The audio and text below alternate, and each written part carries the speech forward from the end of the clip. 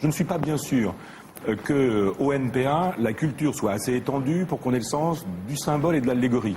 Parce que quand on dit, mais c'est comme un jean, c'est comme des baskets, etc., non. On est dans une période de décadence, on a perdu le sens du symbole et de l'allégorie. Le voile religieux d'une catholique ou d'une musulmane, c'est pas un accessoire vestimentaire, c'est un symbole religieux. Ça veut dire une politique, une vision du monde, une métaphysique, une construction générale et globale, une histoire, 20 siècles d'histoire, moins pour l'islam.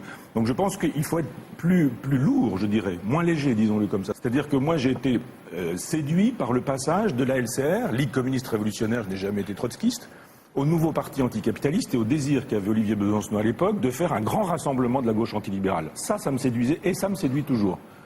De Montebourg jusqu'à la Guillet, ça reste un projet pour moi, ça. Vous avez sans cesse dit que vous vouliez porter votre parole, défendre vos idées, faire des présidentielles une tribune. Et vous voulez parler, c'est ça que vous voulez. Et en fait, le drapeau du NPA, c'est quoi? C'est un porte-voix. C'est un porte-voix. Avant, c'était la faucille et le marteau. Ça veut dire qu'à l'époque, on était du côté du travailleur, du prolétaire, de l'ouvrier, du paysan. On avait les symboles de votre travail, de votre métier, du métier de mon père qui était ouvrier agricole. C'était les symboles des travailleurs. Aujourd'hui, un mégaphone. C'est pas un horizon indépassable en politique, un mégaphone quand même.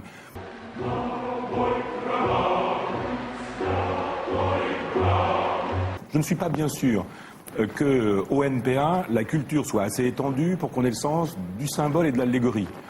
Le goulag, dit-il, ne fut ni un accident, ni un dérapage. Il fut organisé dès 1918 comme fondement du système soviétique.